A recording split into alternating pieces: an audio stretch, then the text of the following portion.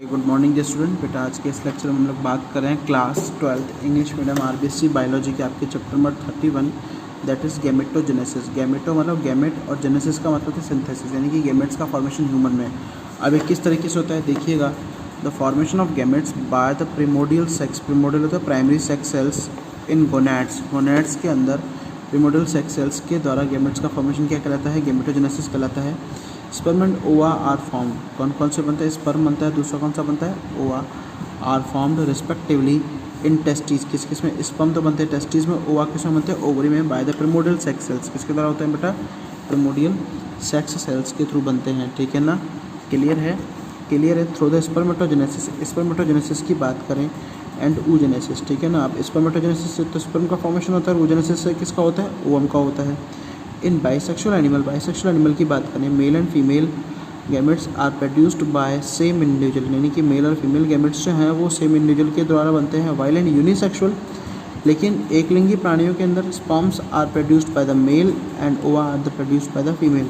यानी बाइसेक्सुअल का मतलब पता है क्या है, जिनमें भाई मेल और फीमेल ऑर्गन एक में प्रेजेंट है तो उनमें तो एक में ही बनेंगे, ठीक है ना। दूसरा क्या है कि भाई यूनिसेक्सुअल की बात कर रहा है, तो यूनिसेक्सुअल में तो नॉर्मली स्पर्म्स जो वो मेल में बनते हैं और फीमेल में क्या है, ओवम। इन गैमेटोजेनेसिस, गैमेटोजेनेसिस के अंदर हैप्लॉइड गैमेट्स, हैप्लॉइड मतलब एन, यानी इनके अंदर क्रोमोसोम के नंबर क्या है, हाफ। कितने क्रोमोसोम है, half number of chromosomes.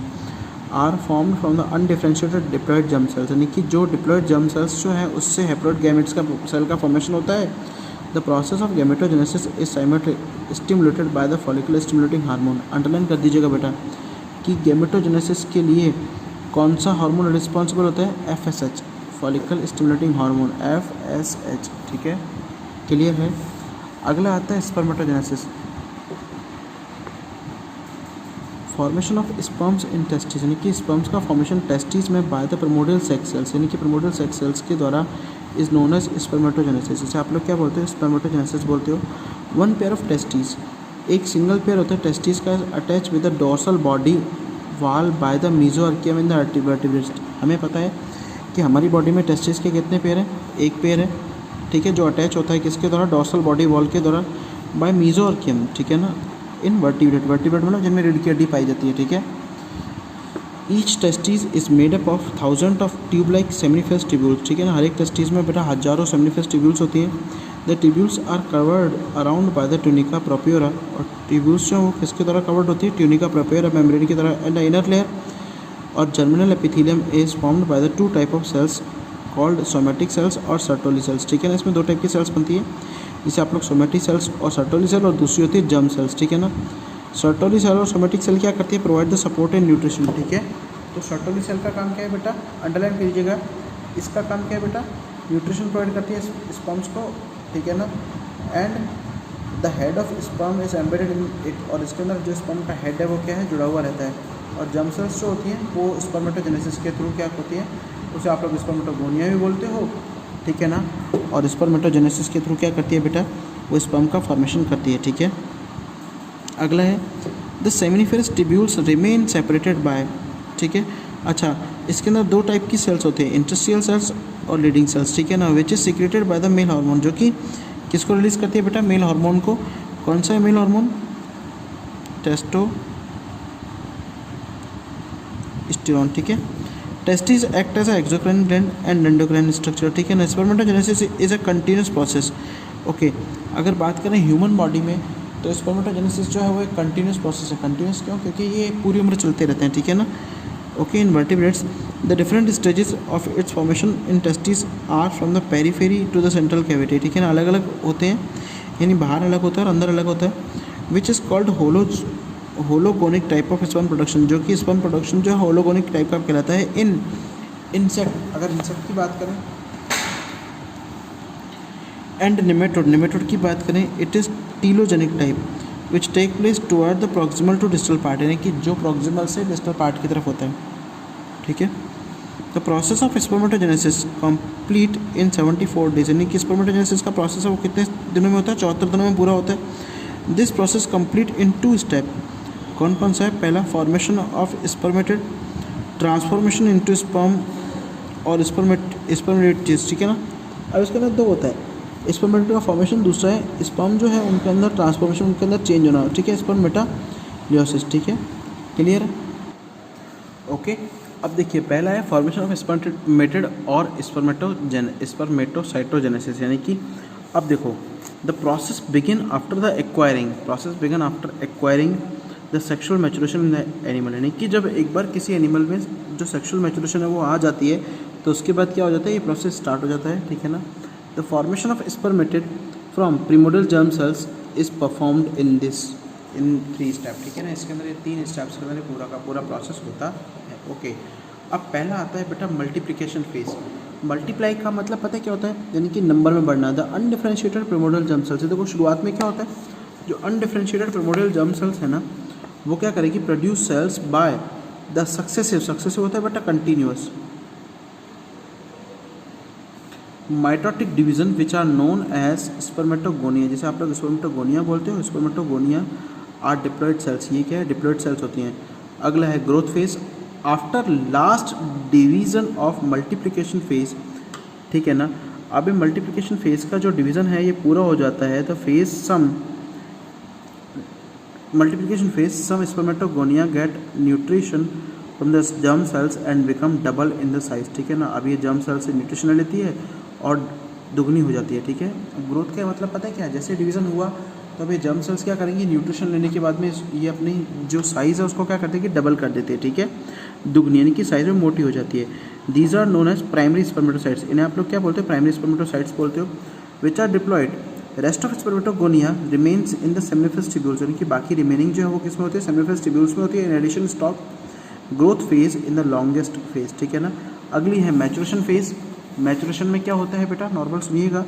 The two haploid secondary spermatocytes are formed by the first meiotic division, यानी शुरुआत में पहला मियोटिक डिवीजन होगा और सेकेंडरी स्पर्मेटोसाइट्स बनेंगे, ठीक है ना। और ये क्या है, रिडक्शनल डिवीजन, यानी कि इसमें जो क्रोमोसोम का नंबर है वो क्या होता है, रिड्यूस हो जाता है, ठीक है ना। In primary spermatocyte the secondary spermatocytes are divided by the meiosis second, और उसके बाद जो मियोसिस सेकेंड होगा जो इक्वल डिवीजन होता है, इससे 2 से 4 सेल्स बन जाएंगे, ठीक है ना। दैट मीन्स 4 हैप्लॉइड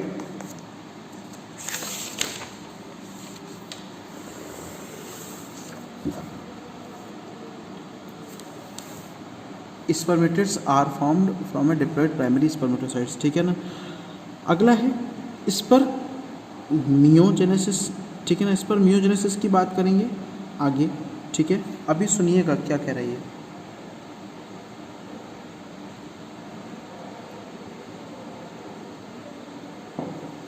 ठीक है। अब सुनना मेरी बात। स्पर्मियोजेनेसिस का मतलब पता है क्या होता है, यानी कि डिफरेंशिएशन ऑफ स्पर्मेटेड।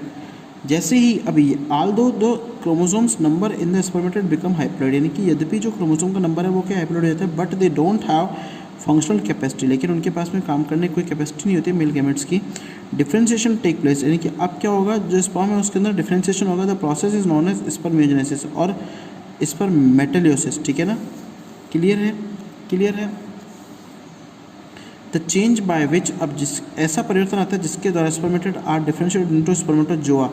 जोआ मतलब दे आर मूवेबल, यानी कि अब ये क्या होंगे, मूवेबल होंगे, यानी गति कर सकेंगे, ठीक है ना। Are much fundamental in this differentiation nucleus of spermatid is contracted by the removal of water from its nuclear sap, ठीक है ना। अब इसमें से क्या होगा, जो इनका न्यूक्लियर सेप है उसमें से पानी बाहर निकल जाएगा and chromosomes are situated in it becoming together. इसके अंदर जो क्रोमोसोम सिचुएटेड रहते हैं वो एक साथ बंध जाते हैं and arrange in the comparatively small space, और वो अरेंज होते हैं छोटे स्पेसेस के अंदर। इट इज़ नेसेसरी, ये ज़रूरी है, to reproduce the weight of motile sperm, ठीक है ना। किसके लिए, नॉर्मल जो मोटाइल स्पर्म है उसके वजन के लिए। Not only this the unnecessary substances are removed, अब इसके अलावा जो अननेसेसरी सब्सटेंसेज है वो भी रिमूव हो जाते हैं from the nucleus, that is RNA etcetera. Only DNA और genetic material remains in the nucleus. DNA और जेनेटिक मटेरियल जो है वो केवल न्यूक्लियस में होता है। The size of nucleus is also change, nucleus की साइज है वो भी बदल जाती है, ठीक है ना। क्लियर है, okay. And to swim easily, ठीक है ना। The water in water it become long and narrow form the spherical shape, the shape of head is depend on. अच्छा, अब पता है क्या है, इसकी लॉन्ग और नैरो शेप इसकी स्ट्रक्चर बन जाती है ताकि ये आसानी से हेड की स्ट्रक्चर बन जाती है ताकि आसानी से क्या कर सके, मूव कर सके, ठीक है ना, which are wearing in different animals of for example of oval and laterally flat in the bull, ठीक है ना, human and bull, dagger shape in rats, ठीक है ना, okay, and frog, rat and frogs and spiral shape in the birds, ठीक है, यानी हर एक में अलग अलग टाइप के होते हैं। क्लियर है? अब देखना क्या हो रहा है, देखो स्पर्मेटोगोनिया है, पहला मियोसिस हुआ, 2 बनी, 2 से 4 बनी। अब ये जो स्टार्टिंग वाली सेल है ये क्या कहलाती है, प्राइमरी स्पर्मेटोसाइट्स, यानी कि यहाँ तक तो क्या है, मल्टीप्लिकेशन फेज हो गई। अब ये क्या करेगी, ग्रो करेगी, साइज़ में बड़ी बन जाएगी, ठीक है। अब पहला म्योटिक डिवीजन होगा, सेकेंडरी स्पर्मेटोसाइट्स, और इनसे बन जाएंगे स्पर्मेटेट्स, ठीक है ना। यहाँ तक तो होता है आप लोगों का क्या, स्पर्मेटोजेनेसिस, और ये होती है मैचुरेशन फेज, ये होती है ग्रोथ, ठीक है ना, ये होती है मैचुरेशन, ये होती है ग्रोथ, और ये मल्टीप्लिकेशन फेज होती है, ठीक है ना। अब जो स्पर्मेटेट्स है इसमें चेंज हो जाएंगे और ये डिफरेंशिएशन के थ्रू क्या बन जाएगा, स्पर्मेटोजोआ बना देगा, ठीक है ना। ये होता है पूरा का पूरा स्पर्मेटोजेनेसिस का प्रोसेस, ठीक है। क्लियर है? अगला देखो, अब जो स्पर्म का एक्रोसोम उसका हेड है, develop from the differentiation of Golgi body, वो किसके अंदर बनता है, गोल्गी बॉडी की डिफरेंशिएशन होता है। The Golgi body of spermatid is made up of membranes arrange in the many cycles, ठीक है ना। ये मेम्ब्रेन से मिलकर बना होता है जो कि अलग अलग साइकिल्स में अरेंज होते हैं, which are surrounded by many vacuoles in the centre, ठीक है। 1 or more vacuoles increase in size during, इनमें से कोई भी एक वैक्यूल जो अपनी साइज को इंक्रीज करती है डिफरेंशिएशन के दौरान, and within the vacuoles a micro dense body is visible the called proacrosomal granule, ठीक है ना। If 1 or more than 1 vacuole and granules are form, ठीक है ना, यदि एक से ज़्यादा होगा तो एक से अधिक वैक्यूल्स बनेगी, then at least 3 are then at least all these are fused together and only 1 granulated vacuoles remains, ठीक है ना। सारी एक साथ जुड़ जाएंगी और एक granulated vacuoles जो बची रहती हैं, these granulated vacuoles attach to the apical part of the nucleus, ठीक है ना, and the granule increases size, now the called acrosomal granule, ठीक है ना। और से वो क्या है, acrosomal granule क्या रहती है, and form the core of acrosome, the fluid from the vacuole follow outside and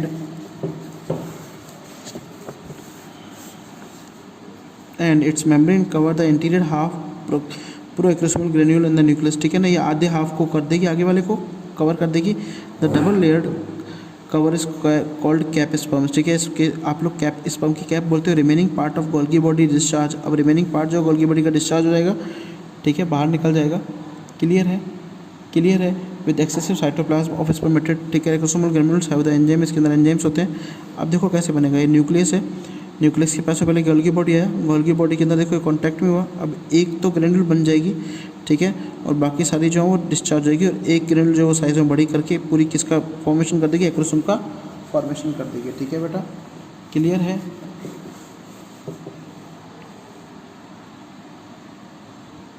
ठीक है। अब यहाँ से ये सेंट्रोसोम वाला है, ये सेंट्रोसोम वाला हम लोग पढ़ेंगे कल में, ठीक है ना।